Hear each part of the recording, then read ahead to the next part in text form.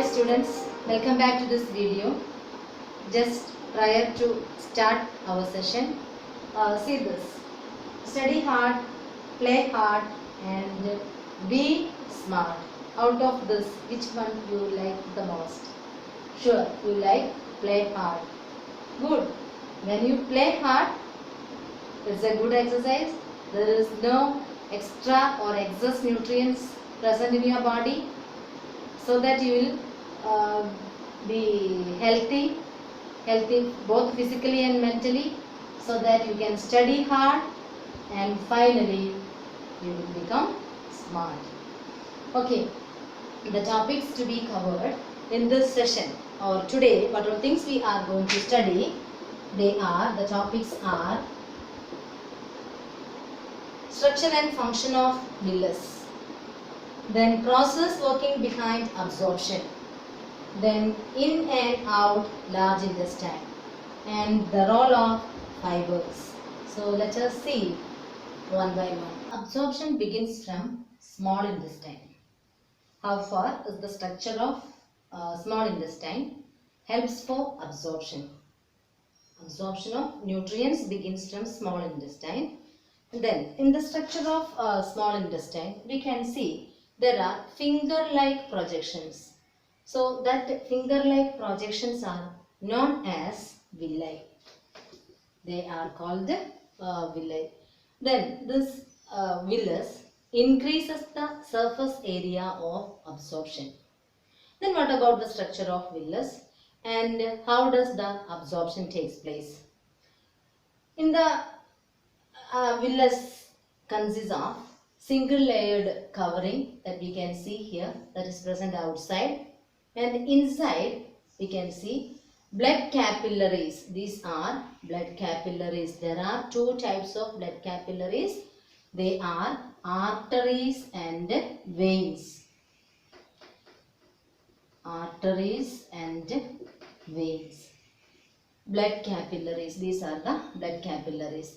Then we can see here in the middle the lacteal is present. Lacteal is known as lymph vessels.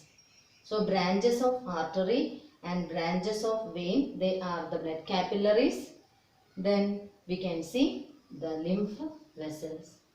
Then next, which all nutrients are absorbed by the blood capillaries? Mainly arteries and veins are absorbed. Which all nutrients?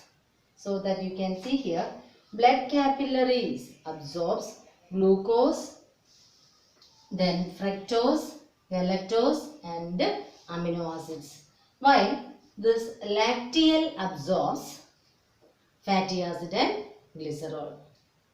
So what is villus? Villus is the small finger-like projection which are seen in the small intestine. Okay, then next, how the process of absorption takes place. The processes which are working behind the process of absorption in the small intestine, which means absorption of nutrients begins from the small intestine. For that process, villus is the structure that helps. Villus we have studied, it consists of blood capillaries and lacteals. Then what is the process? Yes, the processes are mainly divided into two. Which are they? First one is passive transport and second one is active transport. Second one is active transport. First one is passive transport and second one is active transport. Then what is the difference between passive transport and active transport? We can study in the very next moment. Then what are the different types of passive transport? They are simple diffusion, facilitated diffusion and osmosis. We can see one by one. What's the difference between all these processes? Simple diffusion, facilitated diffusion and osmosis are the three types of passive transport. Actually, the absorption takes place from the small intestine to the villus is taking place along and against concentration gradient. So here, what is the meaning of along and against concentration gradient? Movement of molecules from higher concentration to lower concentration, that is known as along concentration gradient. Then against, vice versa. Movement of molecules from lower concentration to higher concentration, that is known as active transport. Then one more important thing is there. For active transport, expenditure of energy is there. That means utilizing energy for the movement of molecules from lower concentration to higher concentration. Then facilitated simple diffusion. We know that if we use perfume spray in a room, if we are using in one corner, then those who are standing there in other corner, they also can feel the smell. That is because the movement of that molecules from higher concentration to lower concentration. That is one of the example. Another example, take some water in a vessel and pour a drop of ink into it. Yes, we can see that spreads to everywhere. That means movement of that ink molecule from higher concentration to lower concentration. Similarly, in our body also, the movement of molecules are absorbed into the lacteal, especially that is fatty acid and glycerol, is taking place by means of simple diffusion. Means movement of that molecules from here, you can see in this air vessel, you can see the concentration is more concentration is present here, and here less concentration is there. So movement of the molecules from higher concentration to the lower concentration, that is known as simple diffusion. Then what do you mean by facilitated diffusion? Here I have written some of the examples. Glucose, fructose, galactose and amino acids are absorbed into the villus by means of facilitated diffusion. Here you have studied the structure of cell, either plant cell or animal cell. There is a covering of the cell, that is known as plasma membrane. Then in the structure of the plasma membrane, proteins are present, membrane proteins. With the help of that membrane protein, the movement of molecules takes place. That is known as facilitated diffusion. It is facilitated by the protein. Movement of molecules from higher concentration to the lower concentration with the help of protein molecules which are present in the cell membrane. That is known as facilitated diffusion. Example: glucose, fructose, galactose and amino acid. Yes, while studying about this absorption, we all should remember the movement is from one cell to the other cell. Throughout the body, cells are present. Group of cells are known as tissues. Group of tissues are known as organs. Yes. So, the movement of molecules or the absorption of molecules is taking place with the help of two important processes. They are passive transport and active transport. Now, we are studying about the passive transport. And the third type of passive transport, that is known as osmosis. Then, it is only applicable to water. Movement of water molecules taking place from higher concentration to lower concentration, that is about the water. Actually, it is taking place through the semi-permeable membrane. Plasma membrane is a semi-permeable membrane. You will be able to understand osmosis very clearly by doing an activity. Take some water in a beaker and take one thistle funnel which is available in our school lab, and pour some salt water into that thistle funnel. By using a semi-permeable membrane, cover the thistle funnel. cover the thistle funnel first and pour some solutions. That means salt water, either salt water or sugar water. Then put that thistle funnel into the beaker which we pour water. So inside the beaker we can see water. Inside this thistle funnel, that is salt water. And put this experiment for some time. Yes, you can see. What is your observation? We have studied the theory, that is during the process osmosis, movement of molecules from higher concentration to lower concentration through a semi-permeable membrane. In the living body, plasma membrane acts as the semi-permeable membrane. So from one cell to the other cell, through this plasma membrane, movement of molecules takes place.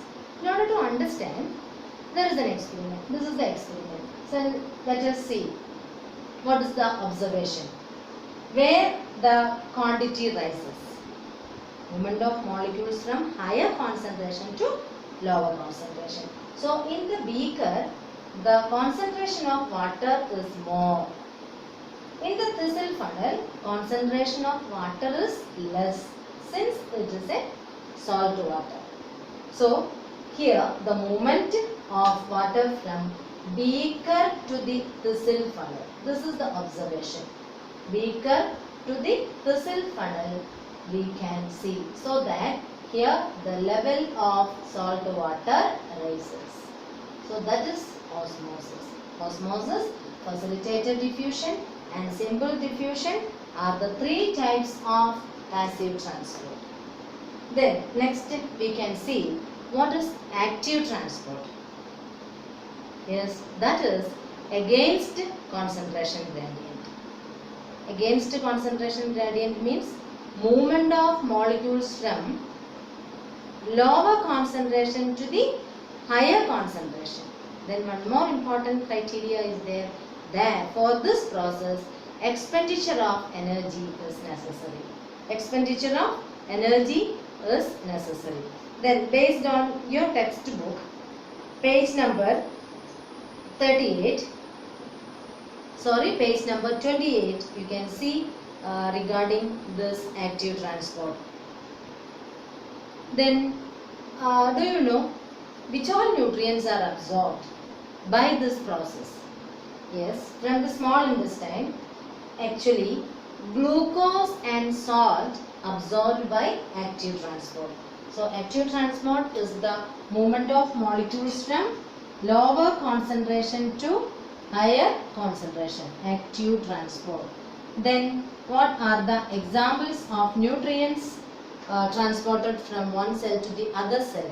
Which are there? Yes, examples are glucose and salt. Yes, we have studied the process of digestion, that is beginning from the mouth to the small intestine, and from the small intestine absorption of nutrients begins, and the process which is working behind the absorption also we have studied, like passive transport, active transport, etc. Then next, what happens to the undigested food from the small intestine? So from the small intestine, the undigested food move through the large intestine. So here you can see this is the large intestine. So through this large intestine, the undigested food moves. So that time also absorption takes place. So what all things are absorbed from the large intestine? So the remaining major portion of the salt, water, etc. are absorbed from the large intestine. Very important. So in and out of the large intestine. So that here when the food, undigested food move through the large intestine, the major portion of the salt and water is remaining, that is absorbed by the large intestine. Then one more is there, some of the bacteria which are residing in the large intestine produces vitamin K. So that absorption also taking place from the large intestine. So here absorption is there, but there is no any role for the process digestion. Then after that all the these things are absorbed and it is goes out through the anus. Then here also we have to remember two things. Importance of fibers. What is the importance of these fibers in our diet? Fibers, or otherwise known as roughage. They are mainly present in the vegetables and fruits. Whenever we have constipation, we have to consult, if it is severe, we have to consult the doctors, and doctors are always telling us include more fibers and roughage in our diet. You know what is the reason? There are two important reasons. One is from the large intestine, that increases the absorption. Then second one is very important, that is necessary for yeast defecation. Yeast defecation means the removal of the undigested food completely from our body. So what is the significance of fibers or roughage which we have to include here, which is present in our food? One is that increases the absorption, and second one is that helps to ease defecation. Okay, then the complete process of digestion takes place 4 to 5 hours. 4 to 5 hours. So there is a proper or a regular intake of food accordingly. Means based on that we have to take the food, like breakfast, lunch, evening snacks, and supper food. Like that we have to manage. Then not only because of the taste, based on that then only we can bring a healthy society. Okay children. Then next is, there is an assignment given in your textbook that is about the significance of fiber and roughage. Conduct a seminar. Okay, while we concluding the session, please once again you remember what all things we have studied. Yes, we have started with the absorption from small intestine, and the structure of villus we have studied, and what is the role of villus. Like capillaries are there, lacteals are there. What is the role of these two to absorb the nutrients, that we have studied. That capillaries absorbs glucose, fructose, galactose and amino acids. Lacteal absorbs fatty acid and glycerol. Then next, what are the processes working behind the process of absorption, that we have studied. Active transport and passive transport. Then what about the in and out of the food, or the out of the large intestine? So that also we have completed. And finally we studied about the importance of the fiber and roughage. Okay students, that's all about today's class. Thank you for watching this video.